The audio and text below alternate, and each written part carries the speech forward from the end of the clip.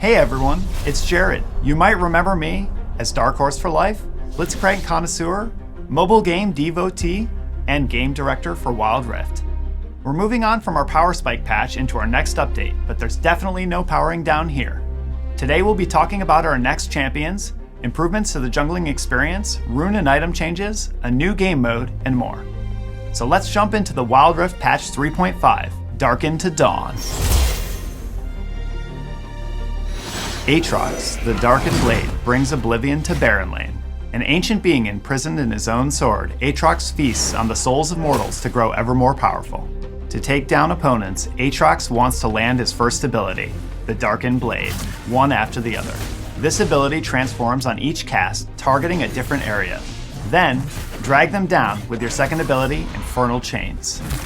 Once they're in your grasp, unleash apocalyptic power with your ultimate, World Ender, which unlocks a ton of bonus attack damage, healing, and move speed. These buffs are extended by takedowns so you can keep the fight going.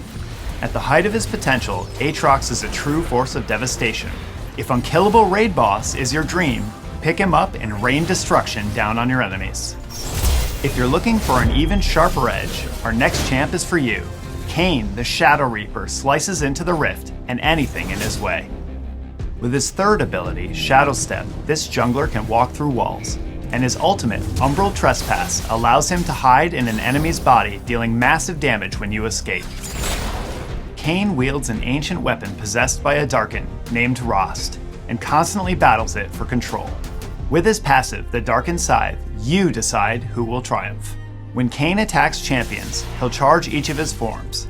Ranged champions charge the Shadow Assassin, while melee champions charge the Darkened Slayer. When one form is fully charged, he can permanently gain its bonuses by selecting it in the fountain. This choice can't be changed later in the game, so make sure you're confident. In Darkened form, Kayn will heal for the damage he deals to champions, making him harder to kill. In Assassin form, Kayn will deal even more damage, allowing him to burst down enemies before they can blink. His abilities will also slightly change depending on the form you choose. So, if you're an aspiring Kayn main, get ready to transform and embrace a new path. What's that? Are you feeling sleepy? Maybe our next champ will be a breath of fresh air. Lilia, the bashful bloom, emerges from a peaceful forest far away into the jungle of Wild Rift. This shy fawn spirit collects and protects the dreams of humans, kind of the opposite of Darken and Destruction. But don't underestimate her skittish appearance. Her speed and damage might spook even the soundest sleeper. All of Lilia's abilities apply Dream Dust, which deals max health damage over time. When she hits at least one champion with an ability, she'll gain move speed, which stacks with more hits. Land your spells and you'll be zooming across the map. Lilia's ultimate, Lilting Lullaby, puts all champions affected by Dream Dust to sleep after a delay. They'll wake up when they take damage from your team, so make that time in Dreamland count. If dealing huge AoE damage is more your super fast speed, Lilia is your jungler to fawn over. And that's all of our champions for the Darken to Dawn update. Let us know if you found the perfect new main. Hi everyone, I'm David, Associate Game Director on Wild Rift. You'll find me as Papa Smoothie on the Rift and on socials. Now, let's get into our gameplay updates. Over the last couple patches, we made updates for the support role, and we feel pretty good about where they landed so far. This means that in patch Darken to Dawn, we're looking to make meaningful improvements to another role, the jungle. Jungling is one of the most challenging roles in Wild Rift. It plays very differently compared to all the other roles, and has a ton of agency over the course of the game. Now, we expect the jungle role to remain high depth and high impact. But in 3.5, we're looking to remove some unnecessary complexity from the experience while maintaining all the epic moments. Starting this patch, you'll be able to use the buff sharing mechanic. Blue and red buffs are incredibly powerful tools, and sometimes cause unnecessary tension between teammates as to who should get them. We're adding a mechanic where after a few minutes of game time, killing the Brambleback or the Sentinel will drop a temporary buff that other players can pick up by walking up to the buff circle. Sharing is caring, folks, so don't let it go to waste. since you have double the buffs for your team, the evolved versions of blue and red will be removed. We also have a new jungler-specific buff called Conservation. When you jungle, you'll gain conservation stacks over time, and killing a large monster will cash in the stacks for gold. This buff is meant to provide a natural guidance for junglers on how they should balance between ganking and farming. Basically, if you only farm or only gank, you'll be missing out on that bonus gold. We're updating the Smite Summoner spell. First, we're removing Challenging Smite, or Red Smite. We found that it really wasn't a compelling choice for jungle players, and it was often hard to appreciate its effect in-game. Next, we're changing how the Smite upgrade functions. Originally, you had to kill a specific amount of monsters to upgrade your Smite. Starting this patch, Smite will upgrade based on the number of times it has been used, so the upgrade time should be more consistent across games. Additionally, both base Smite and the upgraded Smite will deal a fixed amount of damage to monsters instead of scaling based on your champion level. Lastly, we're adjusting the general stats and behavior of jungle monsters. This should help make clear times faster overall, and you should have an easier time surviving against monsters, especially in the early clears. Because at the end of the day, we want junglers to be planning their next steps without worrying so much about surviving their initial clears. Another big change I want to call out is the first camp start decision. Previously, it was almost necessary for junglers to start at the red buff to maximize their clear speed. With the general updates to monster stats, we hope the first clear decisions can be more dynamic and flexible, so that players can choose which camp to start based on the unique dynamics of their specific matchup. We're making some awesome improvements to Shelly as well. Rift Herald is meant to be a mid-game tool that helps you snowball, but with its current tuning, oftentimes the expected rewards can vary greatly. So we have increased the speed of summoning Rift Herald as well as her charge speed, so the value gained from your plays will be that much more consistent. Horizon Focus is a great pick for mages who want to snipe opponents with spells. Skill shots that hit a champion from a distance will apply stacks to your enemy.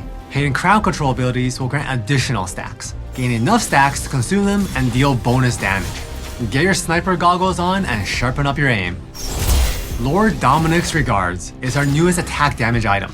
With his passive Adrenaline, after you're out of combat with other champions for a few seconds, your first attack against a champion will now have increased attack speed. Soul Stealer is getting a new passive, Soul Flare. Takedowns on enemy champions will reduce the cooldowns on all your basic abilities, and you'll gain extra ability power for a few seconds after. So if you're a mage or assassin player who likes to snowball your way through team fights, this is the item for you.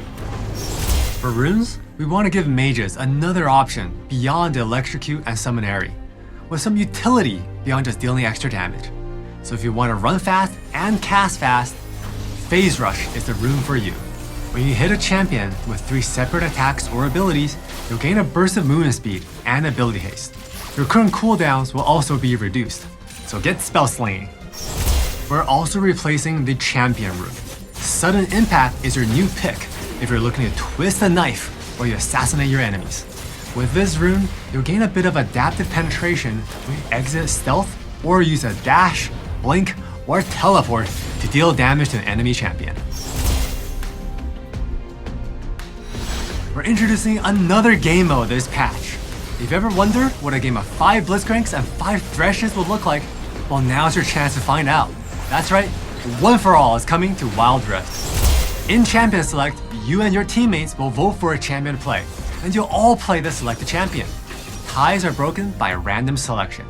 The enemy team will select their own champion to play, and then you'll all be in a game of never-done-before combos. So queue up and tell us who's the most OP. We would love to hear what you think. We have a few new features to address disruptive behavior in games. We'll be adding another penalty for players who leave matches. As we know, playing with an AFK player is not fun, so we're looking to discourage that behavior even more. Additionally, we're in a situation where a remake is available, the remake will automatically trigger, so you cannot miss the vote. You'll also see a new avoid list feature in this patch.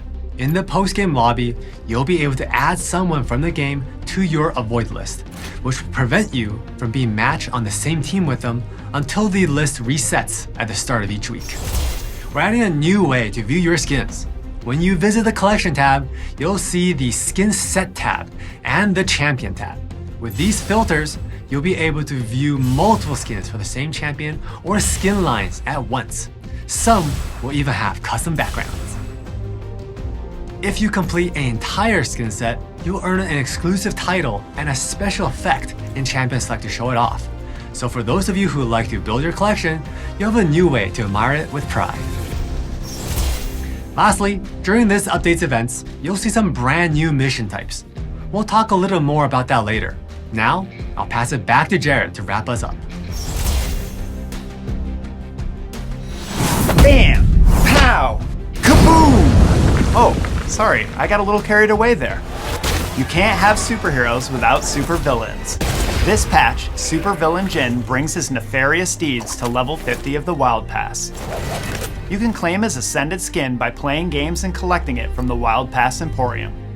Will the forces of good or evil win out? Only future Wild Passes will tell.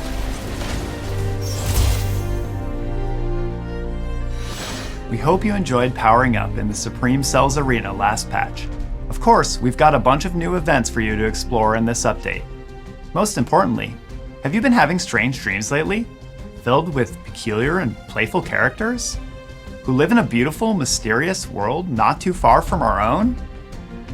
No? Just me? Weird. Spirit Blossom is coming to Wild Rift. In this event, you'll tend to a little town in the spirit world, where completing missions will let you summon a random spirit.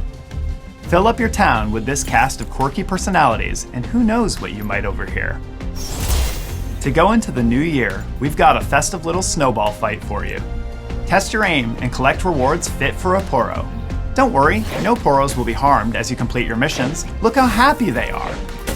And of course, that's not all the events we're looking forward to, so keep an eye out for more in the next couple months. And it wouldn't be a patch preview without our skins montage.